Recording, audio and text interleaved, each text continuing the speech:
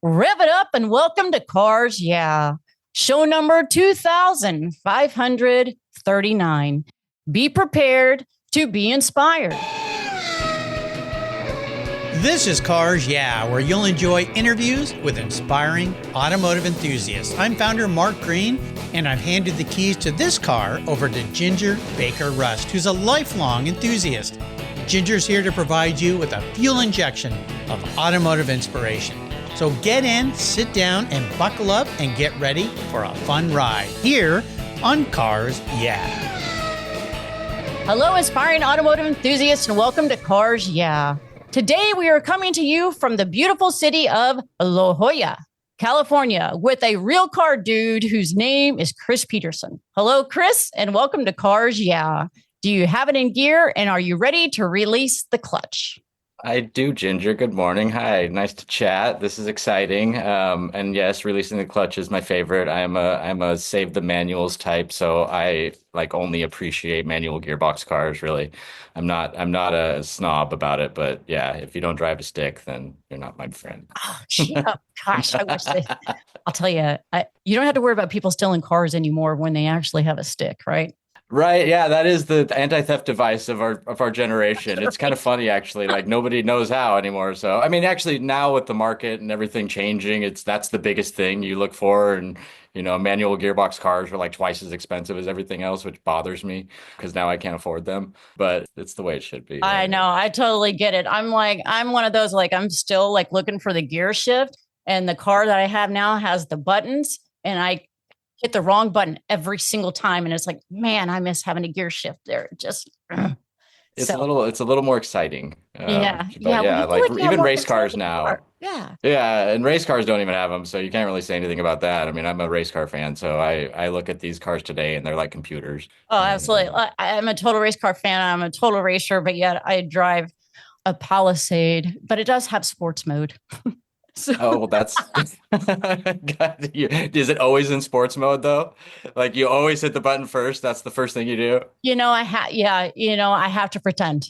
I have to pretend, but I have to, I have to be conservative. Oh. Yeah, it's family stuff, right? Yeah. Pretending is the Yeah. key. It is. All right, Chris, please share something about yourself that most people may not know. Something people don't know. I love cars. I wanted to be a race car driver from like the time I was four. So I've always been around cars. A few years ago, I took some time off and went and I built a farm in this little town in Oregon. So I took like 3 years off basically and went and sat in the woods. And I think I was supposed to find myself or something, but I just kept looking for cars. So like I was sitting there on a farm and I would be like wandering around Oregon with a truck and trailer trying to buy things out of people's driveways. It never escaped me. So finally I got lonely. There wasn't enough cars in the little town. I was in a town of 2,000 people, but I was 10 miles upriver from this little town and I was still I mean I ended up with like 10 cars in my lawn. So I ended up just having to come back to San Diego and get back into the car business because I couldn't stand it anymore. Yeah, yeah. You were a barn finder. I was, and I found some barn finds. I accomplished my goals basically. I found this like old Ford Model A Woody wagon in this barn in the middle of nowhere, and it was one of the funnest experiences I've had in the car business in my whole life. So that was actually what brought me back. Was I was like, okay, I got to do this. I can't sit here anymore. It's like I got lonely. There was no racetracks, no deals happening, so no Concours for sure. There was some car shows, but they were a little different, but still fun, and some, yeah, it was farm life and kind of a little different than my normal day to day. But yeah, I grew up in this. I'm a car nerd. Like I've been saying I was a car nerd for 15 years. I never really wanted to say I was a car guy because that just seemed, kind of weird. But I live and breathe automobiles basically. Yeah. Well, I heard a little rumor about you that you and I have a little bit more in common than what we realized. And I heard a rumor that you kind of did a little bit of the same outlaw things that I did when I was a kid on pushing the car out of the garage.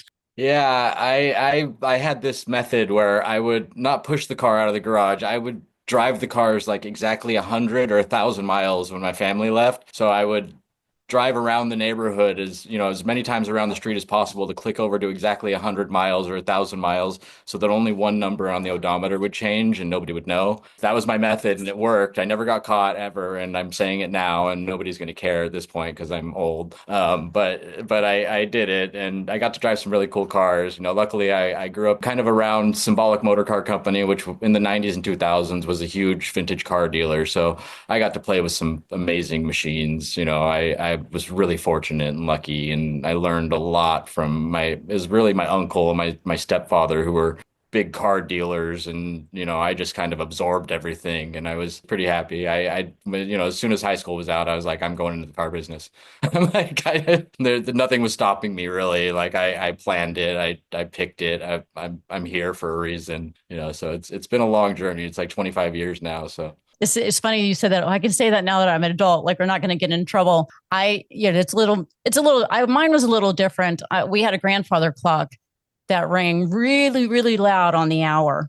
And then on the bottom of the hour, and, like 12 years old, I was pushing our car out of the garage at midnight because that's when the clock went off, and it was loud enough I could get the car out of the garage and roll it down the street and then go do it. And then I'd wait and come back and then wait for the grandfather clock, it was going to strike again, at the bottom of the hour later that morning, and push it back in the garage.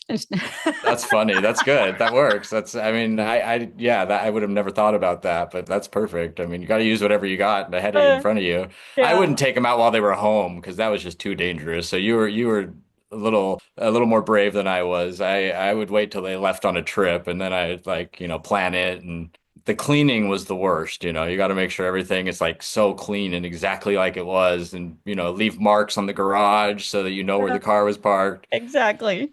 It was deep. That's funny. Well, we'll have to share some more stories at a later time at some of these events we're going to talk about. Let me introduce you a little bit more, Christopher.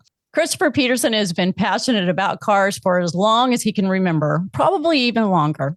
A La Jolla native, he grew up surrounded by classic and exotic automobiles, dreaming of one day becoming a race car driver. This passion eventually led to a career spanning over 25 years in the collector car world. Straight out of high school, Chris joined Symbolic Motor Car Company, one of the leading dealerships for classic, exotic, and competition cars. Over the years, he worked his way up from the parts department to director of sales and marketing, developing a deep expertise of post-war European sports and competition cars, along with a talent for uncovering rare and historical significant automobiles. Today, Chris serves as a consultant for Sotheby's Motorsport and chairs the Motor Car Classic at the Jolla Concours d'Elegance. His time is spent sourcing exceptional cars, helping collectors navigate the auction world, and ensuring automotive history is properly appreciated, or at the very least, not left to collect dust in a forgotten garage somewhere. A fourth-generation San Diegan, Chris comes from a family with deep ties to the region's business and automotive culture. His grandfather, Robert O. Peterson,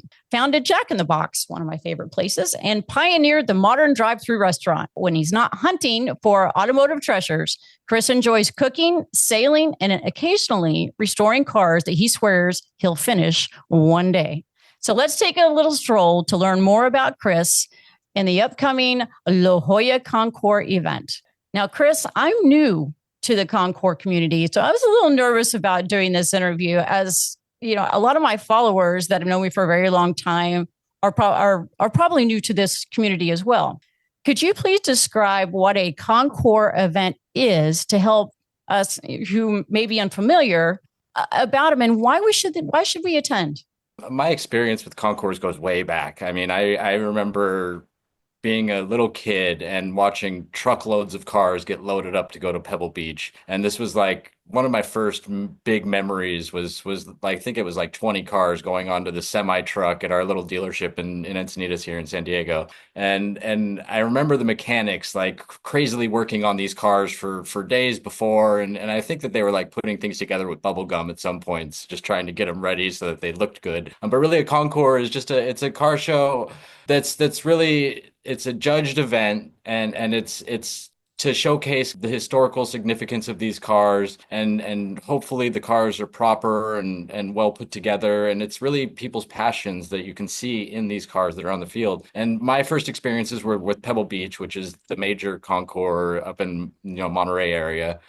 which is an amazing show. And I've been going since I was 8 years old, so a really long time. And then 18 years ago, the La Jolla Concours started, and I was working with Symbolic, and so we were one of the first actual sponsors of La Jolla Concours. So I've been going to this show since day one, and loved it. I've always loved everything about them. It's just the judging and kind of just how well presented everything is, and people just really care. You can tell like people it's everything to them. They've spent years tracking these cars down and researching their histories, and every little nut and bolt they're researching to make sure it's perfect, and kind of it's wild actually, and it's amazing to see that they can recreate something that was made 100 years ago in such perfect fashion, and it the car market is growing around kind of these concours. So that's where the auctions came from, really. Was the auctions have always been a part of the car world, but really around Pebble Beach. I think it was in the 1980s when Rick Cole started, the Rick Cole Auction Company, and everything kind of grew from there. And at Symbolic, we were a big part of all of that Monterey, Pebble Beach stuff. So it's really just a showcase for the most exceptional cars in the world. So you get to go onto this grass field and see stuff that you shouldn't really be able to see.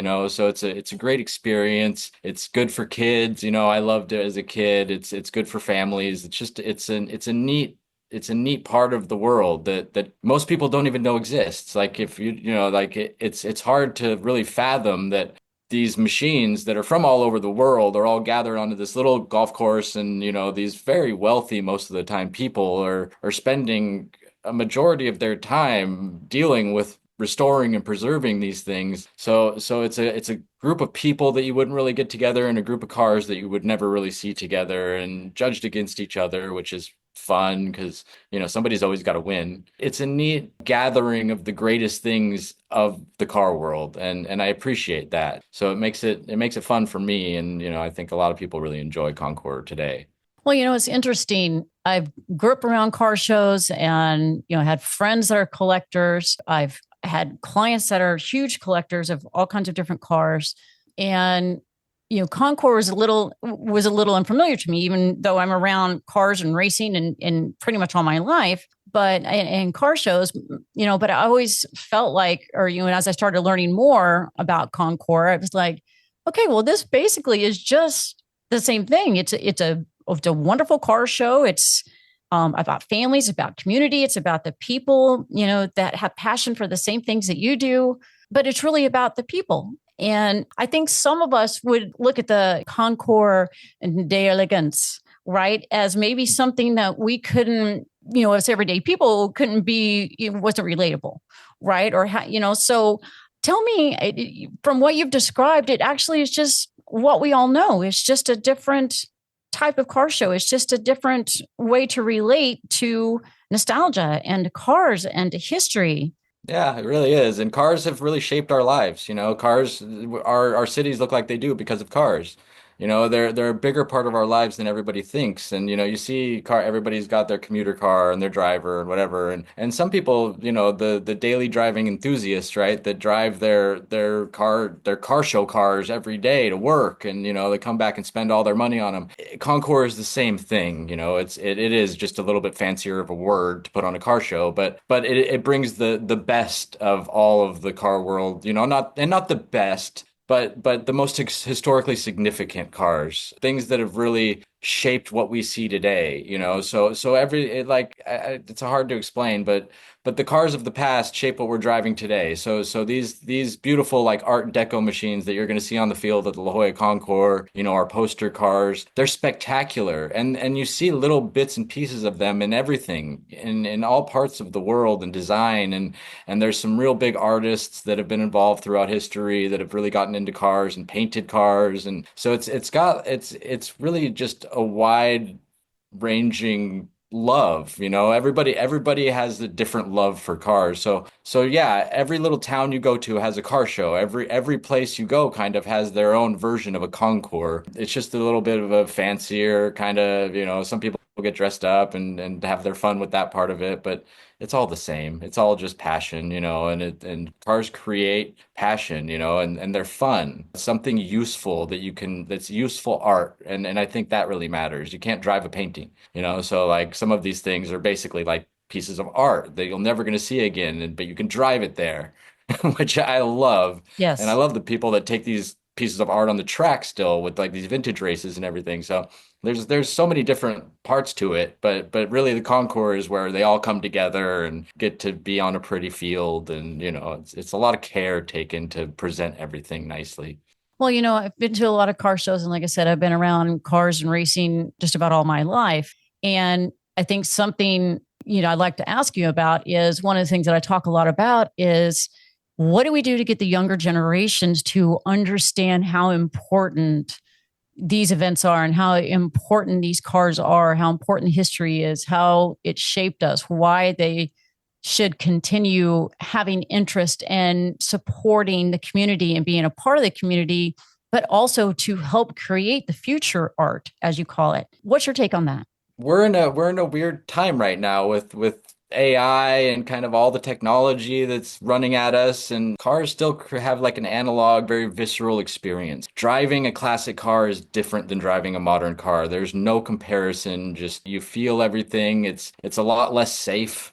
So you have that kind of risk factor there. Like I like, road trips and getting young people into cars and having them drive them, I think is the number one thing we can do. And creating opportunities for kids to be able to experience these things. There's a program called the Ignite program that's run from the San Diego Auto Museum that's teaching kids about all of these things and kind of bringing them into it. And there's a couple colleges, I think it's Peterson College, who's doing like restoration school for kids and kind of trying to grow it that way. And everybody's really trying to get kids more involved, because in the end that's what it's all about, and that's what's the most fun. And I always think like there should be a lot of charities out there that really support kids racing and getting onto the track and just getting the whole experience of them, because my first driving experience, I remember my dad teaching me how to drive a manual. He got me this little Subaru manual gearbox car when I was 13 just to learn how to drive on. That was what I needed to push me towards wanting to race and drive and everything. And there's not enough of that because it is kind of a big barrier of entry. They're expensive.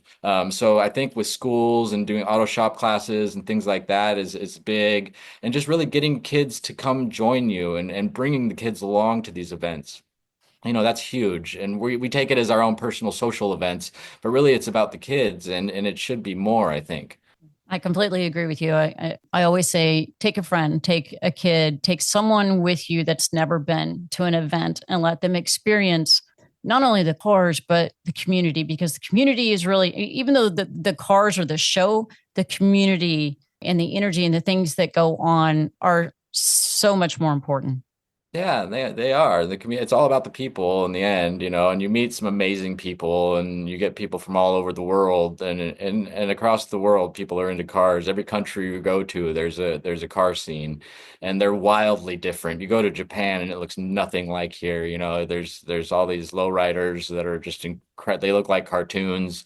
You go to Europe, it's really fancy, and you get Monaco type stuff. And then you come, like you said, little towns of 2,000 people, and you go to a car show and you're shocked. There's hundreds of cars in these little towns of 2,000 people. You're like, where have you been hiding all this stuff? And Yeah, that's like the why, Route 66. Yeah, yeah. yeah, and there's still a lot of discoveries to be made. And like my grandpa, what he kind of invented the drive-through in a way. He put two things together, and people will say that different restaurants made the drive-through, but like my grandpa had drive-in restaurants, and then he took this speaker box, the clown head, basically, and added another speaker to it, and created the drive-through, which I think really changed the world in a dramatic, I don't know if it's a good way or a bad way, but it changed things. And that was like a sea change in kind of in society, as we were getting more and more into cars, right? We were using them. People needed to get places faster. We could do stuff with them, and we could customize them. So all the customization and personalization, it's like driving your avatar. It's an extension of your personality that everybody can see. So it's a Toyota Camry doesn't really say much about somebody except that they're probably smart and they like getting where they're going. And, I appreciate that too. But, the classic cars, really, you can make them your own, and you can really put your mark on kind of everybody sees that. you'll probably hear this from a lot of car people, but I remember the cars. I don't remember the people. I'll remember what somebody drives. I won't remember their name. I mean, I'll remember their face and I'll talk to people and I can talk for hours about their car, but I'll remember the car, and that's who they are to me. And because I kind of get their personality through that, right? So different than clothing, different than really anything. A car is really a personal experience. And there's the adage, there's an ass for every seat. Sorry, I don't know if I could say that, Yeah, but absolutely. but that's true, and something that somebody might think is hideous, your neighbor is going to love it. Right. So that's just it. So it kind of, and it also just makes you understand how different we are as humans. We all have different tastes and we should appreciate them. Don't look down on anybody for what they're driving. It does signal something, right? It tells me kind of who you are. So I think it's, cars are everything to me, really, and they always have been. But I hope it continues, and I hope we don't turn in. I mean, I think we'll be flying soon, but I hope it doesn't happen that fast. Yeah, me too. Me too. And I drive a Palisade, but so please don't judge a book by its cover, though, because that is not who I am. I That was is trying to just figure out what a practicality. Palisade was, and I It's was a like, wait, Hyundai. I actually like the Palisade. The Yeah. Palisade's cool. Got a big That SUV. Yeah. Well, that thing created a whole car company, right? Yeah. The Hyundai motor really Yeah. came from the Palisade was what, catapulted them into now being like a serious contender for beautiful cars with Oh, like absolutely. Mercedes and everybody else. Yeah. So the Palisade's better looking than the Bentley. Yeah, exactly. Exactly. Well, let's talk a little bit about the event. What's the date of the event? It's April 25th through the 27th. It's in La Jolla at Scripps Park. It's my hometown, so I love where it is. Yeah, so it's end of April, kind of late spring here. Beautiful time. So I hear that there's events that surround the show, like a party, a Friday night event, the tour. Can you tell me a little bit about that? Yeah. Yeah, so we have a party on Friday night. It's the VIP, it's the opening soiree, which this year is the barn find theme, which is really cool. So found some neat barn finds and some other cars we're going to display there. And we have a really nice reception and a silent auction for some car related items. And it's really just a fun party. And it's in like this park where we hold the event is one of the most beautiful places in the world. It's stunning. Scripps Park right there in La Jolla on the water. I mean, it's like #1 tourist destination in America, I think. So you can't beat the location. And then on Saturday we do a morning tour. So we leave from La Jolla from this really old, cool historical hotel, and we drive, 100 cars through San Diego to this little town called Rancho Santa Fe, which is beautiful as well. It's like one of the nicest places in the country. And we have like a nice little panel discussion at this beautiful hotel on the grass. And in Rancho Santa Fe on Saturday mornings, they have this Cars and Coffee that I've been going to for 20 years that has recently, because of social media, become this major thing. So there'll be like a big it'll be like a parade with like, 1,000 people lining the streets of the Cars and Coffee and just watching us cruise through, which is always fun. And that's, a lot of kids and a lot of families come out to see that. So that's neat. And then we have a reception afterwards at back in La Jolla, right near La Valencia Hotel, which is the beautiful old hotel. It's actually at the Sotheby's real estate office, which is different than the company I work with. Sotheby's is wide reaching and kind of all facets of beautiful things. So we'll have a nice display there and a little cocktail party, which is another fun thing. And then that takes out Saturday. And there's a few parties that kind of popped up around that these different offices have. And then Sunday is the main event, which is the Concours d'Elegance and Motor Car Classic, which is amazing. And I don't know the exact attendance numbers, but 3 years ago, our 2023, for the first time, I had a car that I barn found and finished. It was 1954 Jaguar XK120 that I found in this garage that had been sitting since 1972. And I got onto the lawn and had the whole Concours experience. It was amazing. It was such a cool feeling to have like done this whole, I was putting the interior in my driveway the night before, but the Concours itself is this amazing experience of food and cars and great people and fun outfits. And, everybody gets dressed up in really colorful things and hats. And, it kind of it's neat. Kind of like the Kentucky Derby. Yeah, it is exactly. And we have the same thing. We have the Del Mar racetrack here for horses, and it's the same thing. Opening day is like all hats and the outfits, but Concours is better because you get cars too. There you go. There you go. Yeah. I completely agree. I look forward to being able to attend that event, and I'm looking forward to it. It's another world that I get to explore. Looking forward to it. You'll love it. You would. I think if you like any sort of cars, and we have, a hot rod class in America, we have a muscle car class, so it's right up your alley. I mean, I've got a lot of fun cars coming that I'm excited about. I've got one friend bringing a go-kart that's like his favorite thing, and so it's kind of the whole gamut and get to see a little bit of everything, which I love, and there's something for everybody to look at. Yeah, see, and that's something I would have never thought of is to have a go-kart at this type of event. I mean, and those Yeah. are things that I think people need to know. It's not just this, it's just not for the wealthy or, this kind of, it's for everybody. There's something for everybody. Yeah, and really it's an experience you have to have. Like you can't miss out on it. This weekend for us is really big. There's other massive concours around the world that are even bigger, been around a lot longer, but for us this is the weekend in San Diego for cars. It's the biggest thing that happens here. Like I said, it's been around for 18 years. I'm just coming on this year for 2025, but I'm super excited about it. Like I've been like talking to them for a long time, trying to, figure out a way to get involved. And finally they let me in. They're like, okay, Chris, you can help. Like, so I'm enjoying myself. I'm learning something new by doing it. Usually I'm in the sales side of the world, so I'm trying to buy and sell cars, which is not as fun. It's cool, Tough and I business. play with. Yeah. Yeah, it's business. I play with cool toys, but like at the same time, you're still trying to do deals. This is more like it's an event, come hang out and like let's have some nice food and relax on the water in La Jolla. I mean, it's not a really tough sell. Yeah. It's Oh, it's then it's no, it doesn't sound like it at all. Well, Chris, let's talk a little bit more about you. Let's go a little deeper into the corner and share with us more about your journey into the car world and a little bit more about yourself. How did really all this get started? Yeah, I grew up around it. My parents split up when I was young, but my mom ended up marrying a car dealer. I liked cars anyways, but I was really fortunate that this group was pretty instrumental in kind of forming the vintage Ferrari market specifically, but vintage cars as a whole, really.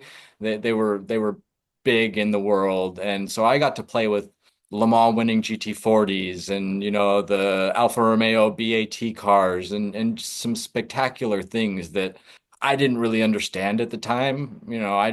I was jumping around in them and wondering why they were so ratty and the seats were falling apart. I didn't quite get it. I saw all of that and I really liked cars, and I was looking at Auto Traders as a little kid outside of that just by myself because I really liked them and I wanted to be a race car driver anyways. And so I was building go-karts and doing all the little car nerd things that I didn't really understand were car nerd things.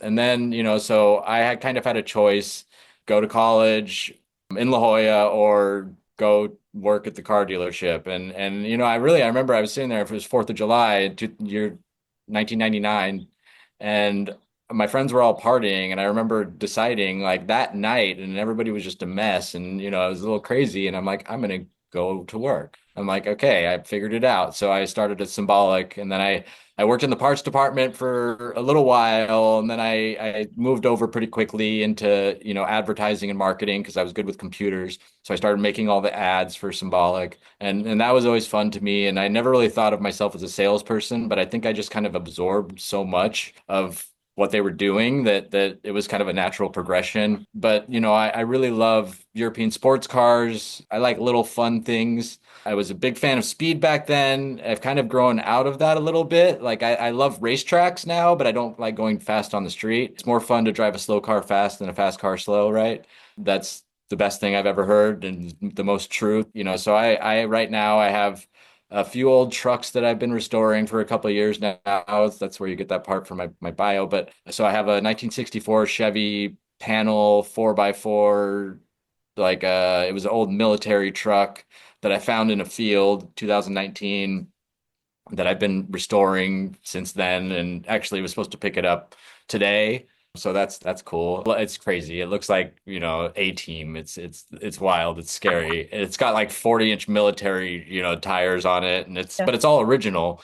So I mean, not it's restored, but it looks Right. like it did when it was supposed to go to the military in 1964. And then a Toyota FJ40 Land Cruiser that I've been restoring for a while. So I've gotten into the old trucks just because they were so different. But my specialty specifically is European sports cars. I've studied them for a really long time. I'm in a book about Porsche 904s, which are an old Porsche race car, for when I was a kid doing all the research for the book. So that was kind of my thing. And these Concours cars, right? Yeah. They're really European sports cars mainly. So that's just kind of what I absorbed. Now, my world's a little different now. I've Over the past couple of years, I've been building some websites, so I have some platforms coming. One is called Fully Sorted.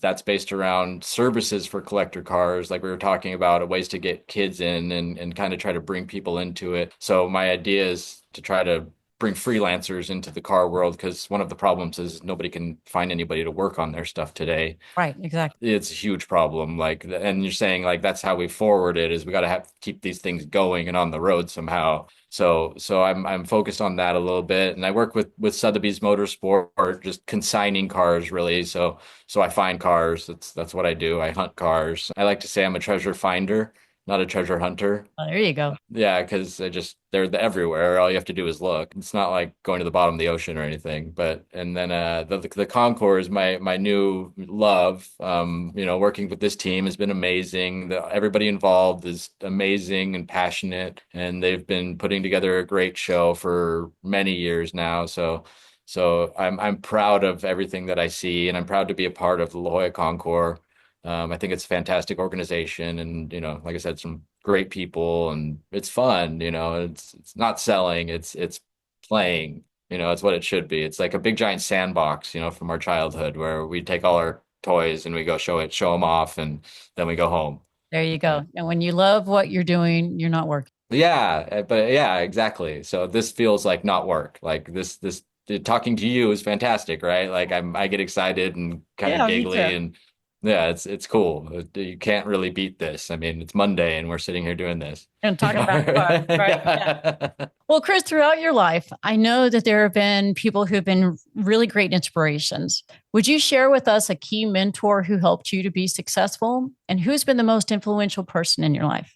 The most influential person would be my grandpa. Probably he was a titan of his day. It's one of those I had big giant shoes to fill, and I don't think I'll ever fill them. He was one of those big adventurers of the 50s and 60s, and kind of did the drive-through. And there's Peterson Hall at UCSD, and kind of everywhere I look in San Diego, there's some sort of signature of his. And so I appreciate what he did. He was the business type who didn't want to leave anything to his family and make sure everybody builds their own stuff. I appreciate that now too, because I would have been in a different place if I had just been given everything, which I wasn't. But he's my inspiration really. As far as mentor, I was kind of brought up in the car world by a guy who came from Europe, a guy named Patrick Van Schuit, big in, vintage race cars. And early in my career, he had like a Ferrari Formula One car that I was just in awe of. And, he came to San Diego he bought into Symbolic and then kind of trained me and grew me and taught me everything I know really and introduced me to everybody. So he was my mentor and a really, really good friend as well. It's been a cool experience, and I'm fortunate. I see it. I know how lucky I am. So I really I want to bring everybody else up too, and I think that's kind of how I was taught. Be good to the people around you, and just try to help as much as possible, and maybe do some car deals in the middle, and Oh, there you go. have a fun life. Well, that sounds great. You did have some big shoes to fill. And, a lot of people say like, oh, well, he just had everything handed to him. No, a lot of people of our generation, it didn't matter. You were taught work ethic and you had to work for every single thing, every single thing. Yeah, it's work. It's not, there's nothing given like that. That was actually everything was given to charity on purpose, right? Like, and it was, no, you guys get nothing and you guys figure it out. And I hated it for years. I looked at it, I'm like, oh, I'm so unlucky or whatever. But no, I'm really lucky. I have all of this experience and all of these names, and really it was a huge lesson, and I love that. It's different. Comes with its own obstacles, right? Yeah. Well, yeah, work is work. Yeah, figure it out. Like go learn things. Yeah. Like like my dad was the grease monkey, and he's like he hated it too, but it taught him to be him. Absolutely. Well, that brings us to the next getting under the hood with the challenge a little bit. Please share with us a difficult challenge, failure, or obstacle that you faced, whether in personal life or business, and tell us how you overcame that situation. What did you learn? About I think it was a little over 10 years ago, we had at the company, we had a bad investor and had some legal issues with it, and really kind of what I thought was my future kind of went away and disappeared. And for the next couple years, I just kind of was lost. That's when I went and built a farm in Oregon, and I was trying something completely different, and I didn't really know that I loved growing everything. I love gardening. I love hiking. I love nature. So really the biggest trauma I had, in my career taught me who I am even more, right? So, and then right at the end of that, my mother got cancer, and it was pretty bad. It was pancreatic cancer. So she didn't last very long, but that also, basically my mom loved cars too. Like she loved Ferraris, she was super into it. I don't really know why, but mortality changes you, and seeing, something like people deteriorate in front of you like that really like that broke me, but made me stronger. And, I thank her every day for, giving me some advice at the end there, and really like making me a better human, I think. Right after that, then COVID hit, and I was like prepared. I was like, this is nothing. Great. Okay, let's This stay isn't the inside worst for a thing in the year. world, right? Yeah. No, it's It not. was bad, but it's not the worst thing in the world. We all, Yeah, and just we'll another challenge. survive. Yeah. Yeah, we'll survive. And COVID changed the world dramatically, but like still, I felt strong enough to deal with it.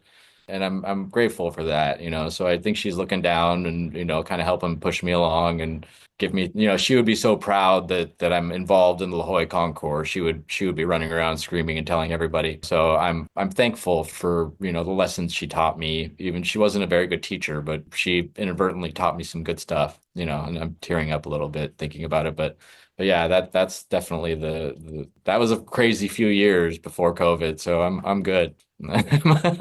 Yeah. Well, it sounds like, you came up like I did of the, suck it up buttercup, right? When you comes to challenges and things in life that you will survive, and you deal, and you learn, you never lose, even though it feels like loss. You never lose. It's always a win in some way with the knowledge that you gain from it.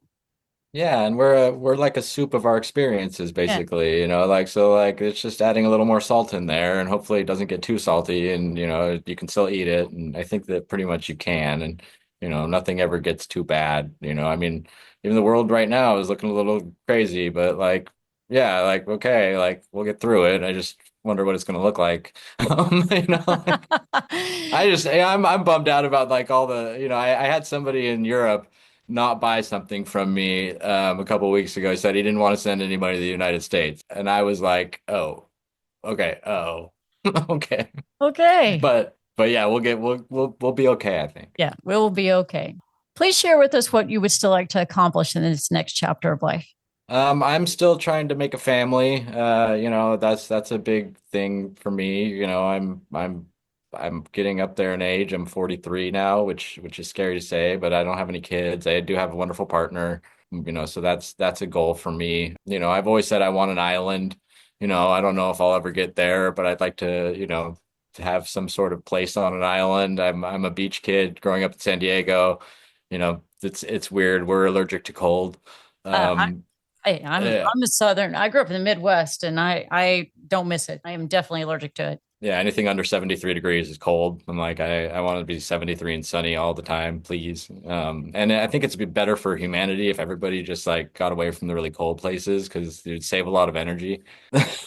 I I still agree. don't get how people live in the snow. I'm like, what are you doing? I'd like to have another farm, and I believe in racetracks for kids, and I think that I'd like to get some of my businesses, kind of a little more off the ground, my big ideas, my drive-throughs. I always have those shoes that I'm trying to fill. So really like it's about, giving to kids and trying to make the world a little bit better place and, hopefully advancing our love of cars without hurting the world, because one thing that's interesting is classic cars actually like the longer you drive a car, the better you're doing for the environment. So trading up something every year or whatever, buying the latest, greatest thing is horrible for the environment. Classic cars save a lot of resources and if you look at the lifespan of a classic car, like it might not be as great on fuel, but you're not killing the planet as bad as you think, right? Like you're actually like saving the planet by driving and keeping these old things on the road. So think of it, you can be an environmentalist and still love old cars. You don't have to be either or. You can love trees and old cars, and I think it fits together.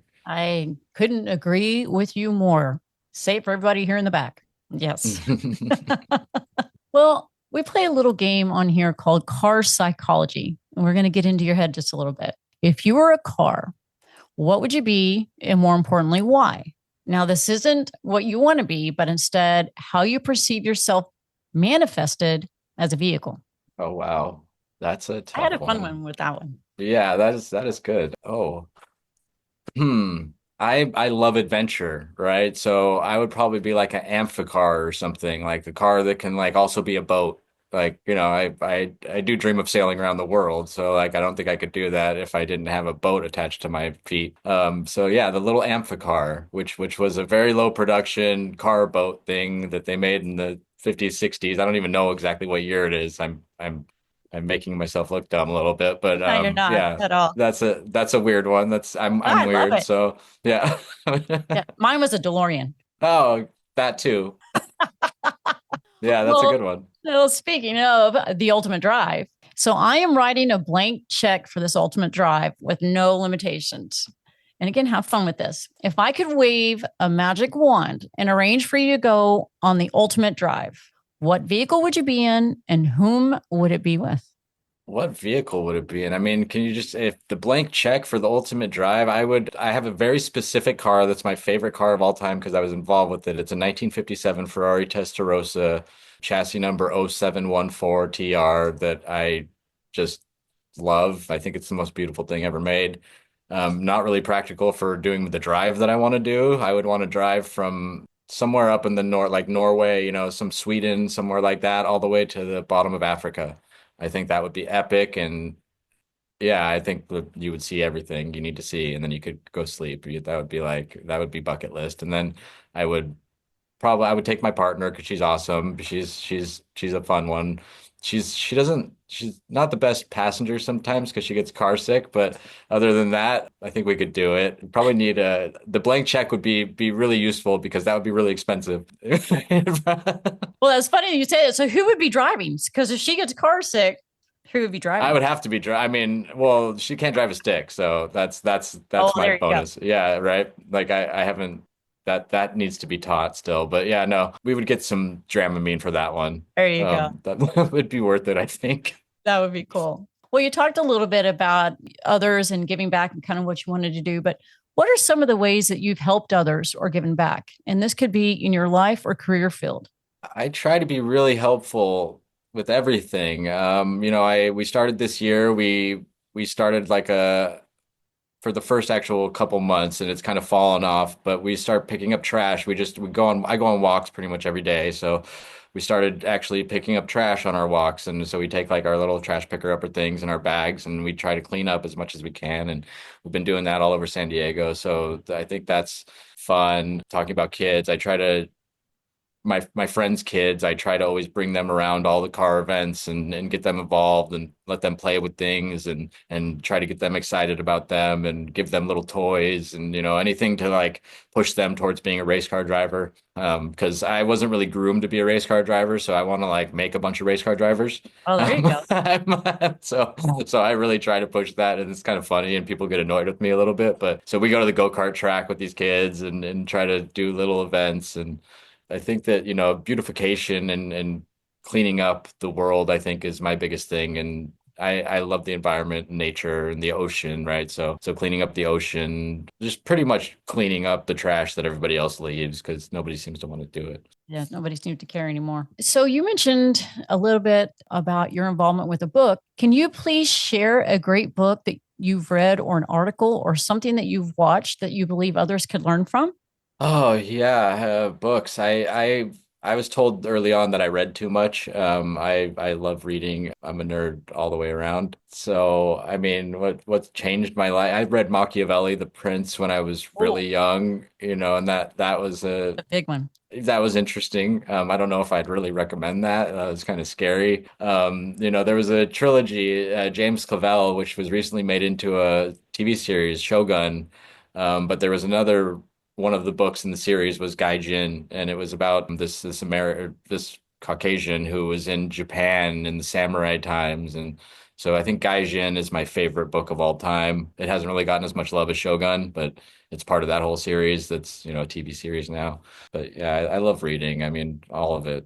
So I could name 100 books, and but none of the big well-known ones. I'm not To Kill a Mockingbird or any of that stuff. I like it, but like I think it's part of my personality is I like being a little bit different. If everybody else is saying that that's their favorite thing, I'll go to something else just You like being so part I of can the have. underground, as I call it. Yeah, and I like having my own little thing, like it's makes it feel a little more just like I'd say that cars are people's avatars, right? Like I want to be the weird guy and the Chevy that I'm restoring, there's like 26 of them. Nobody's ever seen anything like this thing and it's a Chevy. I'm like, how do you find a Chevy that nobody's ever seen? So Right. I'll send you pictures when we're done. You'll love it. No, You'll I be like, can't "Oh my wait. God." I absolutely can't wait. So, some parting thoughts here.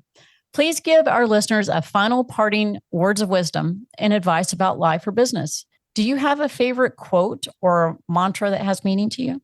Oh wow. I should have prepared more for that one. I do. I mean, I can't even remember right now. There was a Taggio Nuvolari quote about passion, and really it's passion. Make sure that you're passionate about what you're doing and do what you love.